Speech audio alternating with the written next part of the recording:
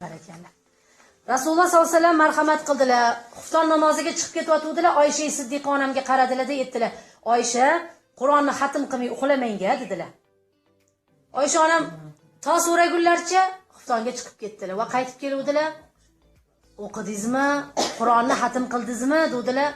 "Ya Rasululloh sollallohu alayhi vasallam, bunaqa qisqa muddat ichida men Qur'onni xatm qilarmidim? Hayrona bo'lib o'tiribman" dedilar. 3 marta Qul huvallohu ahadni o'qib uyquga yotishni odat qiling Oysha. Har tunda sizni farishtalar xatm bilan uxladi deb yozib qo'yadi dedilar.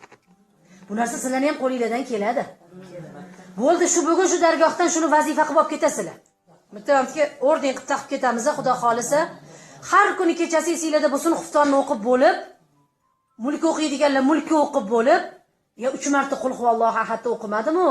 O'qib yoting, Allohning farishtalari meni inshaalloh xatm qilganlar safiga yozsin deb odat qilasizlar.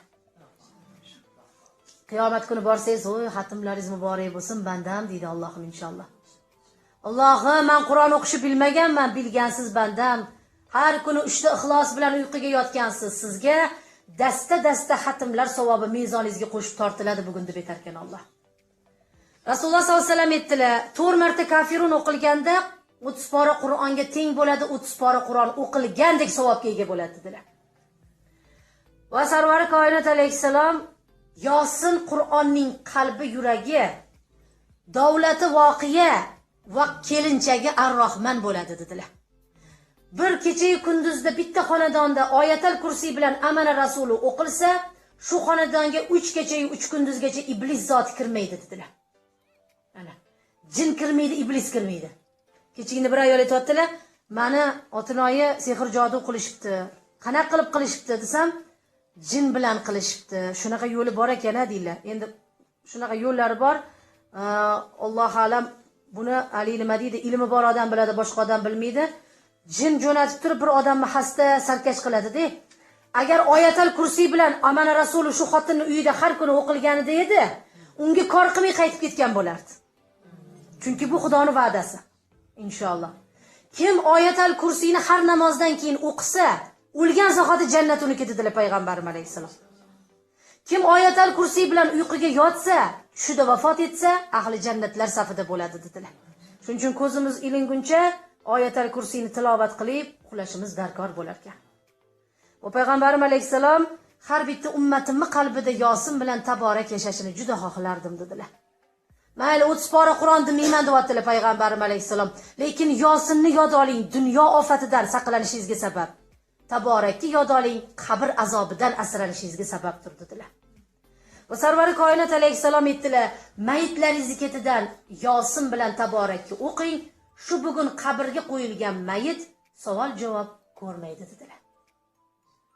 Tanavara buni ko'm kesaga tepasida Yosin bilan taborakni yig'lab o'qib kelib, "Alloh senga omonat topshirdim" deb qabristondan qaytsa, Alloh aytar ekan, "Bas, qayting. Bugun qabriga ziyofat bering. Meni mehmonim, avlodidan Yosin va taborakni yangratuvchilar bor ekan" deb aytar ekan Allohim. Endi uni ulgurib olishimiz kerak tez aziz ayollar. Va'da qiling, dinda va'da qilsa bo'ladi. Senga bir chiroyli orzuyingni olib beraman. Chiroyli bir hadiyangga yetishtiraman jonim bolam. Sen meni xursand qilgin, men seni xursand qilaman. Uni qarangki, qanchaligi ahamiyatsiz bo'lsin deyilsa, inshaalloh bolalar shunga intiladi va orqamizdan Qur'on ko'targanlar qolishiga o'zimiz ham sababchi bo'lamiz inshaalloh. Va payg'ambarimiz alayhisalom marhamat qildilarki, Qur'on o'qiyotgan qorining boshiga sakinat farishtalari qo'nadi dedilar. Qur'on o'qiyotgan odamni 7-osmondan xonadonini farishtalar qidirib kelar ekan. Mana shu ikkita qoshini o'rtasi bo'lgan peshonasidan Qur'on o'qigan odam borki, farishta o'par ekan. Payg'ambarimiz alayhisalom aytgan ekanlar, "Nega qorilarimning yuzi chiroyli bilasizlarmi?" debdilar. Nega desa sahobalar, "Chunki qorilarimni Xudoni bergan kuni farishtalar peshonasidan o'padi, farishtaning nuri mana shu qorilarga ko'chib o'tadi" degan ekanlar. Og'zini og'ziga tirab turar ekan, qorini og'ziga farishtalar og'zini ochib tirab turar ekanki, bironta harf yerga tushib isrof bo'lmasin deb. Keyin Allohning dargohiga chiqib o'qib berishar ekan. Kimni dargohidan olib keldingiz shuncha tilovati deb Alloh so'rasa, falonchi qizni falonchining dargohidan deb aytganda Alloh Qur'onni jannatiga hujjat qilinglardir ekan. Payg'ambarimiz alayhisalom aytdilar, Qur'on 76 ta joyda buyukligi va uni o'qish rahmat ekanligi tilovat qilingan ekan, ya'ni zikr qilingan ekan.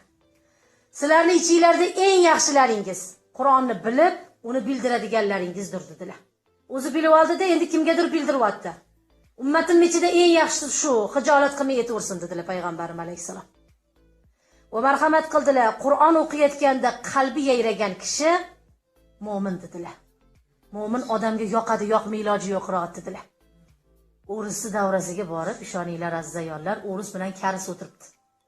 Qur'on o'qisam yum yig'lab o'tiribdi, boshimni ko'tarib duo qilaman desam, yig'lab o'tiribdi. Shular nimani bilar ekan? Aralash quralash qilib hammasini chaqiribdi. O'zbek ayol ekanlar, shular bilan o'rtoq ekan, hammasini chaqirgan ekanlar.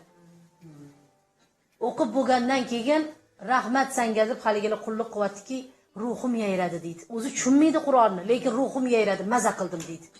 Demak, shuni ham qalbida zarra bo'lsa ham iymoni bor-da.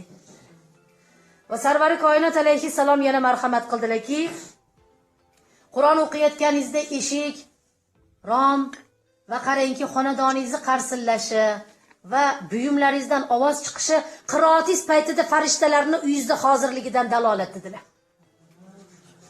Mana g'opet kechib payt namozlarga tursangiz, yo hech uyqu kelavermaydi. Barakalla. Keshu chiqib 2 marta Qur'on o'qib qo'ya qoling deb turib uyg'onsangiz, mana hozir 40 ga chiqib sekin-sekin uyqusizlik boshlanyapti menda ham. 1 soat, 2 soat ko'z yumib olmaydigan darajada bo'lyapti. Alloh taolo buni bekorga bermaydi, ibodatga chaqiradi. Qaysi bandasidan Alloh uyquni ko'tarsa, uni chaqiryapti joy namoziga. Qiroatiga chaqiryapti, bilsin dedilar payg'ambarimiz alayhisalom. Shunaqa paytda Hazrati Abdulloh ibn Mas'udni uylari qarsillasa, qo'rqib ketib Qur'onni yopib qo'yar ekanlar. So'rashar ekan, "Ey Abdulloh ibn Mas'ud radhiyallohu anhu, nega qiroat qilganda uylaringiz qarsillasa, eshiromingiz shaqillasa, qo'rqib turib qiroatni to'xtatasiz deganlarda jinmikin deyman?" desalar payg'ambarim alayhisalom, "Yo'q, ular farishtalar, qiroatingiz paytida sizni yo'qlagani kelgan maloikalar" degan ekan. Shuning uchun qarsillasa xursand bo'laveringlar. Demak, sizni qiroatingizga farishtalar hozir bo'ldi inshaalloh. Va payg'ambarim alayhisalom marhamat qildilarki, "Xo'p, Abdulloh ibn Amr ibn Os kelib radhiyallohu anhu so'radilarki, "Ya payg'ambar alayhisalom, men Qur'onni xatm qilib turaman. Qanchada qiling bir oldingizdan o'tay dedim" dedilar. "Bir oyda qiling ummato" dedilar. "Qisqaroq" dedilar. "Qodirman, qisqarog'ini ayting." 15 kunda qiling dedilar. "Qisqaroq ya Rasululloh sollallohu alayhi vasallam, qisqaroq" dedilar. "Haftada qiling qiroatni" dedilar. "Qisqaroq" dedilar, 3 kun dedilar. Yana dedilar, bas dedilar. Qur'onning xatmiga eng oz muddat 3 kun. Yo'q, o'zingizning qudratingizga qarab davom etaversin. 1 oyda yakunlaysizmi, 2 oyda yakunlaysizmi? Lekin 3 kundan qisqa vaqt ichida xatm qilishlik Qur'onni butun boshli savobini belini sindirib makruh qilib qo'yadi dedilar. Shuning uchun kuniga 10 poradan to'g'ri kelar ekan. Faraz qiling, 30 pora Qur'onni 3 ga bo'lib o'qisangiz 10 pora. Bir porani o'zi 10 varro bo'ladi. Bir porani o'zi 10 varro bo'lsa, barakalla. Kuniga 100 ta bet o'qisang yetadi, ko'zi ham haqqi bor dedilar. Jasadning haqqi bor, qiynama uni dedilar. Hamma narsada tartib bor deb bu go'zal dinda. Xudoning rahmati bilan Rasululloh sollallohu alayhi vasallamdan eshitib, xo'p deb turib haligi inson dastur olib ketdilar. Payg'ambarim alayhisalom aytdilar, ayollar Qur'on o'qisa, nomahrami qulog'iga yetmaydigan ichkari o'yda o'qisin dedilar. Ayollar hayz ko'rsa, tug'ruqdan keyingi qonda, nifosda va qarangki, yo'qsiz holatlarda bilsinki Qur'onga tegish ham mumkin emas dedilar. Mana shu Qur'on. Hozir men buni olib oyoqqa qo'yishim uchun buni ustiga jild kerak ekan. Jild. Shuning uchun onalarimiz doim bir matodan, duxobaladan Qur'onni o'rab qo'ygan. Shunda hayzli odam oladimi, tahoratsiz odam oladimi, Qur'onni ushab oyoqqa qo'ysa haqqi bor. Lekin Qur'on yalang'och bo'lsa-yu, tahoratsiz odam ushasa Allohning qahri kelar ekan. Hayz qon ko'rib turgan xotin Qur'onni ochib o'qisa, Allohga urush e'lon qildi degan ekanlar payg'ambarimiz alayhisalom. Shunchalik gunohi og'ir bo'lar ekan. Lekin hayz ko'rmayapsiz, oddiy oq paytingiz bir joyga ketyaptidingiz, pataqa o'qigani yo'lda buzilib qoldi tahoratingiz. Qur'onni yodaki o'qishga ruxsat berilgan ekan, hatto tahoratsiz bo'lsangiz ham. Yo'lda ketyaptim, tahorat buzilib qoldi. Shamollash bor edi deyapsiz-ku, Qur'on o'qing desa, yoddan Qur'onga tegmay o'qishingiz halol bo'ladi, qabul bo'lar ekan. Inshaalloh. Payg'ambarim alayhisalom aytdilar, qabr boshida xotin zotini o'qigan Qur'onidan ichkari uyda o'qiganining savobi 27 daraja ulug' bo'ladi dedilar. va payg'ambarim alayhissalom marhamat qilib aytibdilarki, Qur'on shunaqa ne'matki dedilar, Qur'onni beldan pastga ko'tarib bo'lmaydi. Qur'on tomonga oyoq cho'zib bo'lmaydi. Qur'on ustiga tasbih, ko'zoynak, qalam qo'ysa ilm yuqmaydi dedilar. Shuning uchun hech qachon Qur'on ustiga narsa qo'yish mumkin emas. Ali o'qib bo'lib ayollar ko'zoynagini qo'yib qo'yadi. Oling ko'zoynagini deyman. Ko'zoynak qo'ydingizmi, Allohning so'zini ustida hatto qorilar qo'lini yugurtirgani xijolat qiladi. Men shunaqa qorilarni ko'rganman. Qo'lini tegmaydi. Shunchalik Allohning so'zi yozilgan deb tabarruk deb turib, ko'z tashab turib o'qiydigan qorilar bor-da. Demak, ana shunda Xudo xolasa Qur'onni yuqish ehtimoli kuchli bo'lar ekan. Va bitta narsani aytib qo'yib, payg'ambarim alayhisalom aytdilar, Alloh unutganlarni unutadi dedilar. Qaysi unutganlarni dedilar sahobalar? Yod olib, Qur'onni bilib turib, keyin unutib yorganlarni Alloh unutadi dedilar. Azzayollar bilib qo'yinglar. Bir vaqtda Yosinni bilardim, esimdan chiqib ketdi, deyaptimi? Ofat bu. Alloh qiyomat kuni seni unutganman deb aytar ekan. Xudo rahim qil deb tursak, Alloh taolo unutganman sizni bandamdirkan.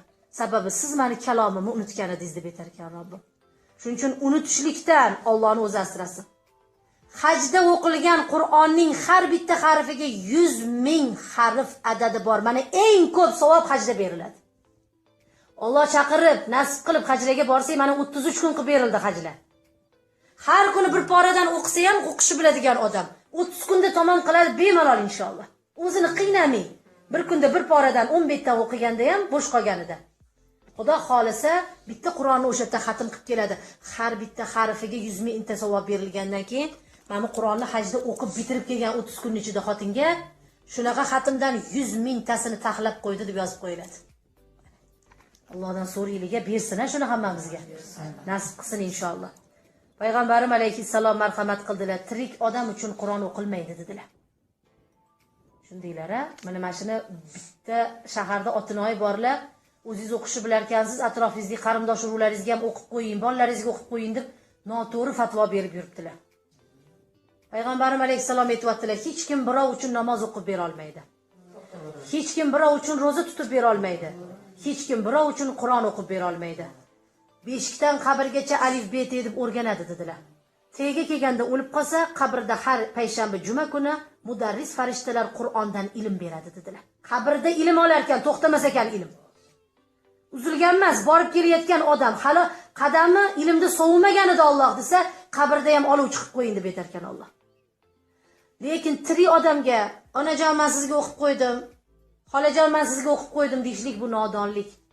Keyin bitta narsani ham bilaylik. Bir Qur'on o'qiydigan xotinga bir otinoy aytibdilarki, o'zingiz uchun ham hech xatm qilganmisiz debdilar.